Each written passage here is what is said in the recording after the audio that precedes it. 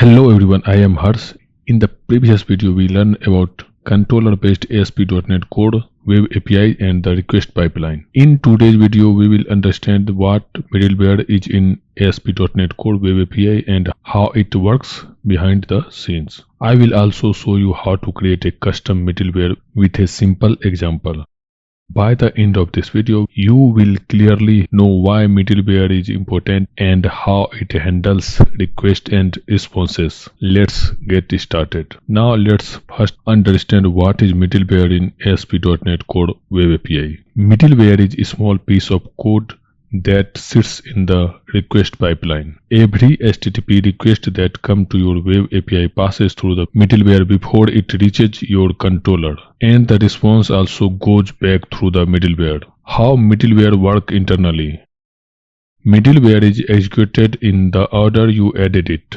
Middleware reads the request, modify the request if needed, decide to stop the request, pass it to the next middleware, and modify the response. Why do we need middleware? Middleware is used for cross-cutting concerns, things that apply to many APIs. For example, logging requests and responses, authentication and authorization, exception handling, CORS, routing, HTTPS redirection. Instead of writing this logic in every controller, we will put it in middleware, where we configure the middleware. In ASP.NET Core, middleware is configured in program.cs. When the request comes, it will go to the middleware. If we need modification in request, we can do the modification inside the middleware. Like we can add the header. If we don't need, then we will go to the next middleware. If we want to go to the next middleware, then we will call the next method. Otherwise, we can leave it so that middleware stop the request here. If we want, then we can pass to the next middleware and so on. And once we'll get the response, then also we can modify the response if we require,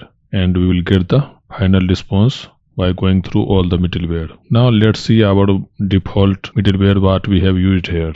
We have use HTTPS redirection and use authorization here. Now let's create custom middleware for logging. So how to create the middleware? I will add one folder. I will say middlewares and I will add the class. I will say logging middleware. I will click on add. To create the custom middleware, we have to implement the interface I middleware, and here we will write the logic for that. So here first we will have the request and then the next and then response. So for request, I will just log the request path. I want to show the request path. So I will say request path, and then using the context dot request dot path, we can get the request path.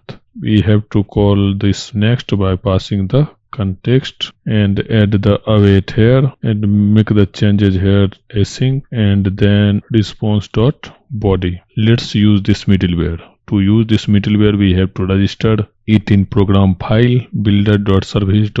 I will add it as singleton. Add singleton, and then here I will pass this logging middleware. Now it is registered here. To use it, I will add it before the HTTP redirection middleware. So to use the middleware, we have to use middleware, and here we have to pass the class name. Now let's run and see. Our program is running. Let's copy it and paste it here. I will use the scaler, select this endpoint, and I will click on test request. I will send it. Let's see what we are getting here. You can see request path is scalar for the previous one, but for our API we are getting it here, request weather forecast, and response we got as an object. Now let's try to add the header to the request. How to add it? Context.request.headers. Here I will say custom header equal to something like middleware header. For the response also I will try to add it. Here I will say request custom request header, and here custom response header. Let's return it. Go to the browser. Let's refresh it. And here we are getting the exception. Header are read only. Response has already started. How to update the header of response? To do that, we have to first register on starting for the response. Response.on starting, like when response is going to return, then we will update the header here. Let's stop it. I will cut it and I will paste it here and then return task.completed task. Now let's run it. Our application is running now. We will go ahead and I will refresh it. Let's click on test request, then send the request. If we see in the request header, we don't have here. So in the response header, we can see the middleware header. Why we are not able to see the request header here? Because request headers added in middleware are internal to the server and are not sent back to the client. So to see if that header is added, we can write the code here inside our API. We can access it using the request.headers and then the header name. I will copy it from here and I will paste it. Let's write to the console. I will say request header. Let's print it. Let's rerun it. Refresh this page. Click on test request. Click on send. You can still see the response header but not the request header what we have added, but in the console we can see request header is middleware header. Now let's see how to create the custom middleware without implementing middleware interface. I will copy it and I will comment this class, and this time I will remove this implementation. And if we want to create the custom middleware, then we have to have one constructor with parameter request delegate. This is the one change, and other change is request delegate is not a service, so we will not add this middleware to the service. We will simply use it. Now let's rerun and see. Application is running now. We'll go to the scaler and refresh it, and then I will click on test request, then click on send. Now let's see the console here. If we see the modified header in the request and response header, we can see here we have custom response header middleware. This is how we can create the custom middleware without implementing middleware. We can also have inline middleware. To create the inline middleware, we have to use the use method, and here I will say async, and then it will accept two parameter, context, which is HTTP context, this one, and the request delegate, which I will keep it same here. And then in the lambda expression, I will copy all this code.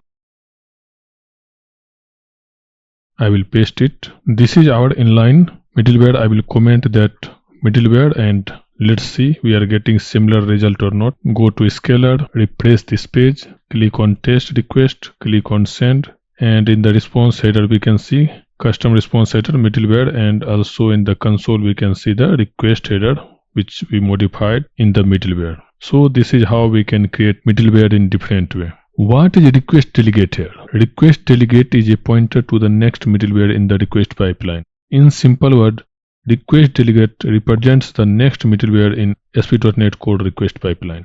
What is role of HTTP context? HTTP context represents the current HTTP request and response. In simple word, we can say it is the container that carries all request data in and response data out for the HTTP call. Every request gets its own HTTP context.